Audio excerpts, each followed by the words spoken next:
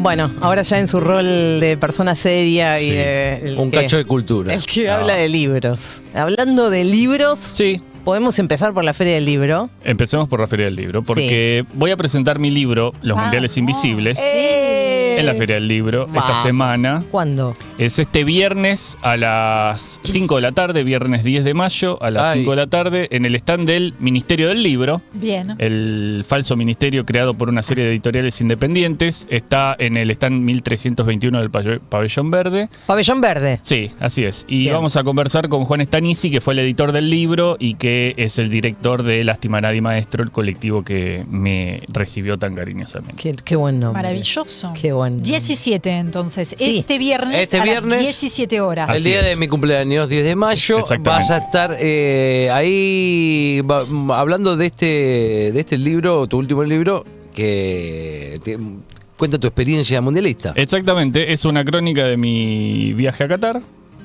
y de cómo salimos campeones del mundo. Y así como cuando lo presentamos en diciembre, que era 7 de diciembre, dijimos que el Mundial iba a ser para siempre un territorio al que volver cuando se necesitara recordar cuando éramos felices. Sí. Exacto. Ni hablar ahora. O sea, Claro. Exacto.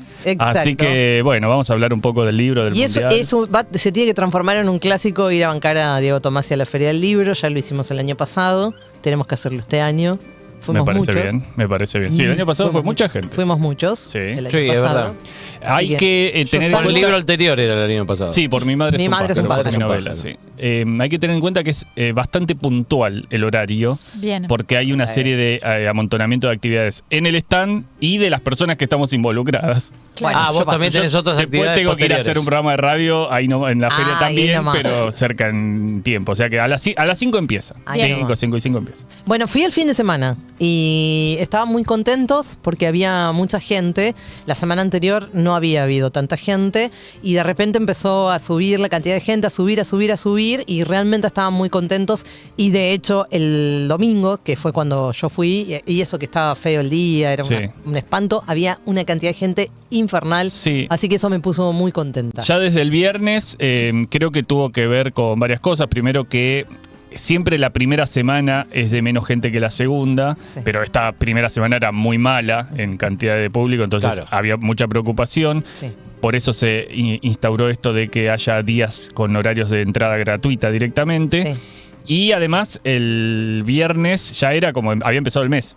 Sí, Claro. el Entonces- fin de semana había, digamos, una cosa bastante llamativa, que había mucha gente con bolsitas, es Claro, decir, que habían comprando. comprado, Sí. y estaba yo con Consuelo de la LEF, nuestra amiga que le mandamos un beso, y decíamos lo mismo. Yo le decía, sí, la gente ya cobró también, Y sí. ¿no? Sí, exacto, Bueno. así es. Así que está muy linda la feria y como cobró este cariz de medio de resistencia, Sí. un poco por la situación del país, otro poco por las palabras del presidente de la Qué Fundación bacán. del Sí. Libro.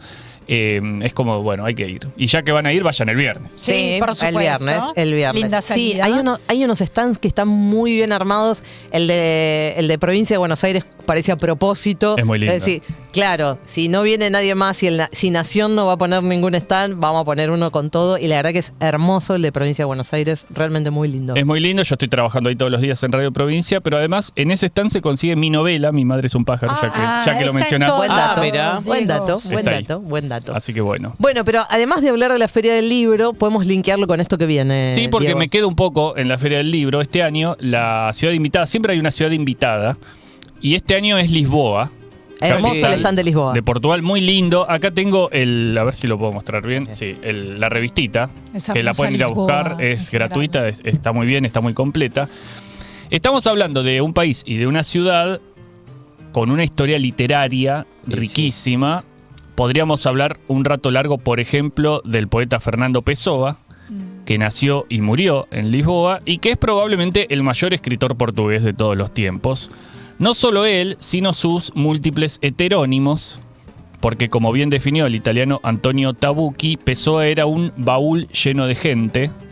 cada uno de sus heterónimos no solo, como es obvio, tenía un nombre distinto, él firmaba cada libro con el nombre de cada uno de sus heterónimos, sino que cada uno tenía su propia biografía y su propio estilo para escribir, cosa que es mucho más difícil que pensar nombres nada más. Algunos de ellos incluso en su biografía murieron después que Pessoa, cosa que es muy espectacular. Maravilloso. A quien le interese particularmente indagar en la vida y la obra de Pessoa, recomiendo mucho, como puerta de entrada, más allá de después meterse en su obra si quieren, el podcast Grandes Infelices del escritor español Javier Peña, que tiene un episodio buenísimo sobre Fernando Pessoa. Lo escuché por recomendación tuya, ese podcast es excelente. Sí, es muy bueno, es muy bueno. Pero hoy quiero enfocarme en otro autor y otro libro acerca de Lisboa. En el año 1989, José Saramago, también portugués, aunque no nació en Lisboa, publicó una novela que podría considerarse uno de sus mayores prodigios literarios. Se llama Historia del Cerco de Lisboa.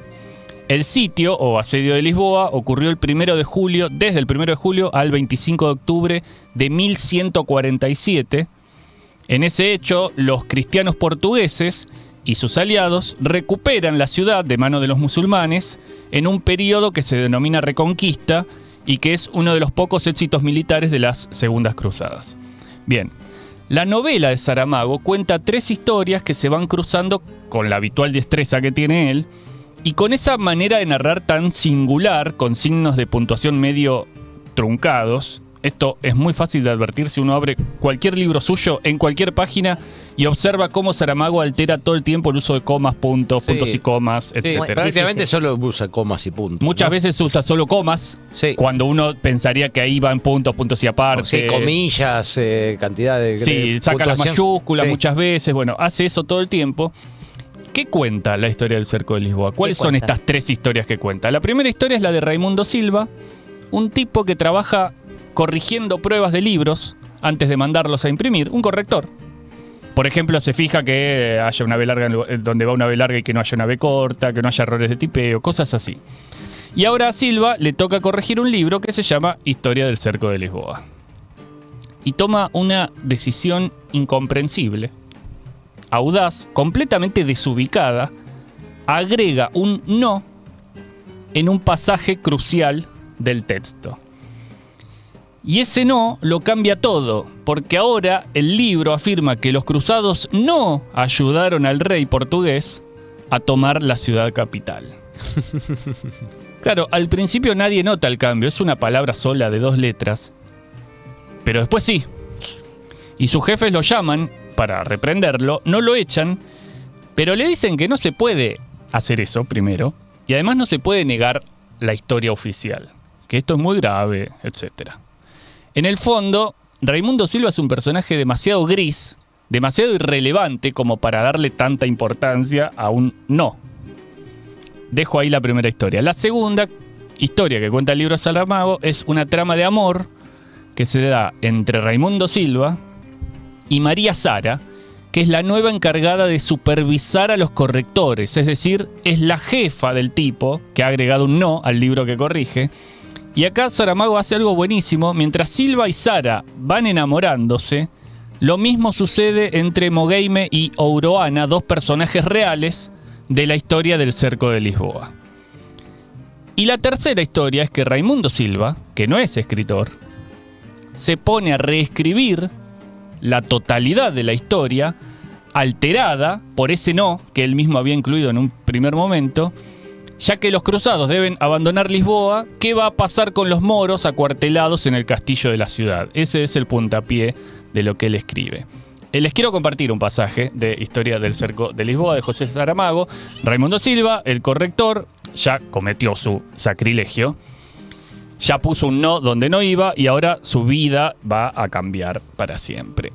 Dice, no fue allí el encuentro de los cruzados con el rey, habrá sido allá abajo, al otro lado del estuario, pero lo que Raimundo Silva busca, si la expresión tiene sentido, es una impresión de tangibilidad visual, algo que no sabría definir, que por ejemplo podría haber hecho de él ahora mismo un soldado moro, mirando las siluetas de los enemigos y el brillo de las espadas, pero que en este caso, por un escondido camino mental, espera recibir en demostrativa evidencia el dato que al relato le falta, es decir, la causa indiscutible de que se marcharan los cruzados después de su rotundo no.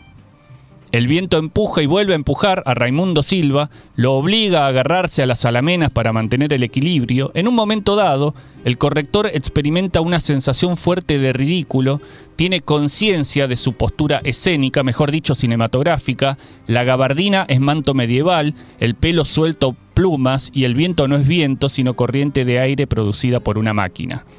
Y es en este preciso instante cuando de una cierta manera se volvió inocente e indefenso por la ironía contra sí mismo dirigida, surgió en su espíritu finalmente claro y también irónico el motivo tan buscado, la razón del no, la justificación última e irrefutable de su atentado contra las históricas verdades. Ahora Raimundo Silva sabe por qué se negaron los cruzados a auxiliar a los portugueses a cercar y tomar la ciudad y va a volver a casa para escribir la historia del cerco de Lisboa. Es el momento de la novela en el que precisamente él toma la decisión de reescribir el libro que él mismo intervino. Sí. Es fácil darse cuenta de una operación que realiza Saramago. No solo se pregunta cómo se narra la historia que podríamos decir con H, o cómo se construye la historia posible de un pueblo y qué relatos aceptamos alrededor de cómo se construye la historia de un pueblo, sino que al final hace de manera sutil un paralelismo que un poco veíamos venir, pero que no por previsible deja de funcionar. Raimundo Silva, que había construido un cerco alrededor de su apocada personalidad, ahora va a tener que dejarse invadir por su amante. Ay, por favor, Tomasi. Y una última cosa, que es una sutileza que también revela la sabiduría literaria de José Saramago, la novela se llama Historia del Cerco de Lisboa, no se llama La Historia del Cerco de Lisboa, ni se llama Una Historia del Cerco de Lisboa. Ese sustantivo suelto, adelante, sin artículo ni adjetivo numeral que lo presente, es de una ambigüedad poderosísima y es el centro de toda la historia que vamos a leer. Impresionante, vino a compensar un poco tanto chabacanería. Entran un moro y un... No, Sí, bueno, por eso. entran un moro y un portugués. Déjalo ahí. Tomás y Conbuentes y este viernes, 10 de mayo, 5 de la tarde, pabellón 1321, azul. Verde. Pabellón verde, perdón, en el stand 1321, lo estoy diciendo bien. Eso bien. Los mundiales invisibles. Diego Tomasi va a estar presentando su libro y ahí te vamos a estar acompañando, amigo. Gracias. Muchas gracias. Sí. Maldita suerte. Una mirada absurda de una realidad crítica.